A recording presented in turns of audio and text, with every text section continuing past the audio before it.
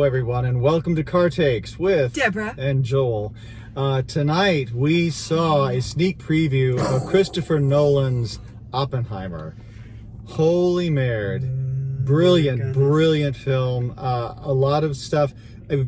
I think most of us are probably somewhat aware of the creation of the father of the atomic bomb. Robert Oppenheimer. Played brilliantly by Cillian Murphy in this film. We were talking to people coming out, and they were like, "We never heard of this person. He's, all these famous people, and this guy that we never heard of." No, he's done a lot, but this is putting him in a sort of a whole new niche because he's just a genius. Emily Blunt as his wife, who you will not know. I did not know her when she first came on. I'll tell you who else I didn't know was Robert Downey Jr. Well, it took me. He had been doing a scene, and I'm watching it thinking, "Oh my gosh!" And then I realized it was Robert Downey. Inhabited that role. Yeah, I just and Matt Damon and oh my Lord, everybody's Florence in this. Pugh, Josh Hartnett. Yeah. Oh my God, there's so many people. Rami Malek. Rami Malek has a very small part, but Kenneth Branagh. Kenneth Branagh plays Niels Bohr, who I played on stage in Copenhagen, which is actually referenced. Bohr and Heisenberg, who Philip Hayes, who I'm working with his wife in my current play. Big Circle. Yes, Big Circle. We have a circle with Oppenheimer. We do. Wow. And that was fun because we dealt in Copenhagen. We were talking all about this nuclear fission and fusion and all that stuff, and it fried my brain. But anyway, but this movie is really it's not entirely, it's partly what you think it's going to be about the creation of the atomic bomb, but really that's just the first half, maybe a little over half. The rest of it is about this terrible, his personal consequences, this persecution of Oppenheimer by particularly this Strauss they call him, but it's spelled Strauss. Who was played by Robert Downey Jr., who had this personal vendetta because a politician and we were saying it reminded us of a Jim Jordan. The prosecutor in this was I mean, it was a bunch of mean-spirited Republicans. Nothing's changed, and it's true. And so it was like watching Jim Jordan, just kind of go after somebody, and a completely unfair situation.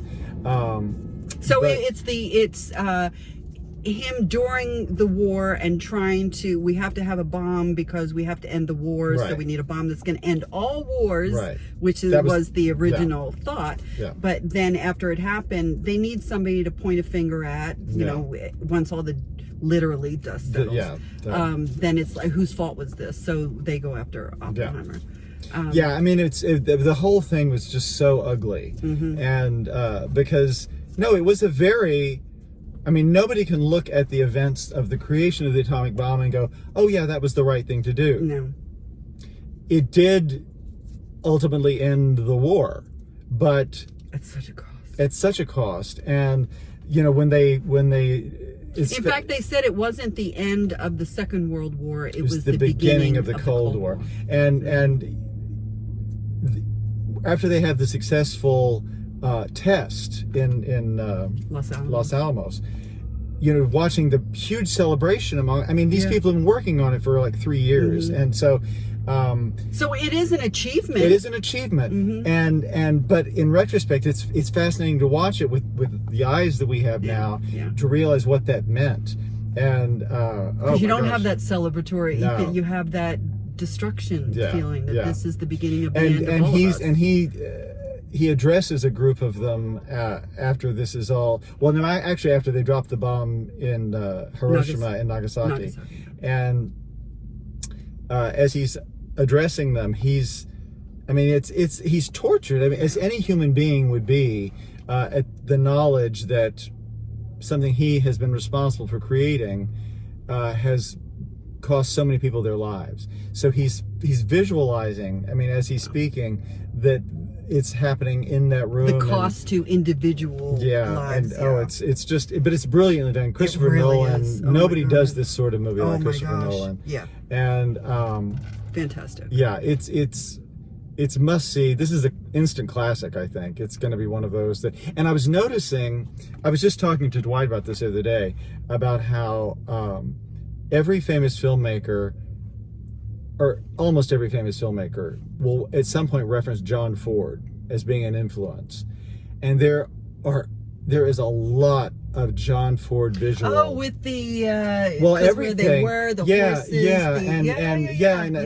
just the big the man open, against nature sort of thing. It's very visceral in this. Yeah. So it's brilliant filmmaking, brilliant acting. And I think everyone's going to see it because it's. Yeah. I think everyone's fascinated by the story. And again, we know the story of the bomb falling, but you don't know the story of the man. So it's fascinating. Yeah. And he wasn't. Done. He was an interesting guy. I mean, he wasn't like a dry professorial. He was kind of a roustabout. He was a womanizer. He was a womanizer. He did. Mm-hmm. He fooled around. Yes, he did. But yes, fooled around and found out. Mm-hmm. Yeah, he did. So anyway, the thumbs are like way oh my out. Gosh, they're atomic bombed into infinity. Which I hope we never use another atomic bomb. It's just too, we can't. No. And then they have a graphic showing that if there was some kind of reaction and it set fire to the atmosphere. There was a great thing when Matt Damon is got a scene with Cillian Murphy, and he's like, there is the chance, that we don't know exactly what's going to happen. This is with the test. It could set the atmosphere on fire, but we're not sure. Know. And he said, but there's very, very slight chance. But there's still a chance. So you do what you got to do.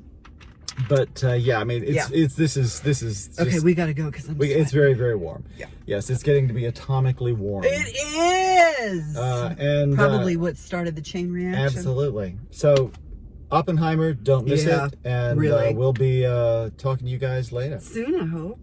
Bye bye. Bye.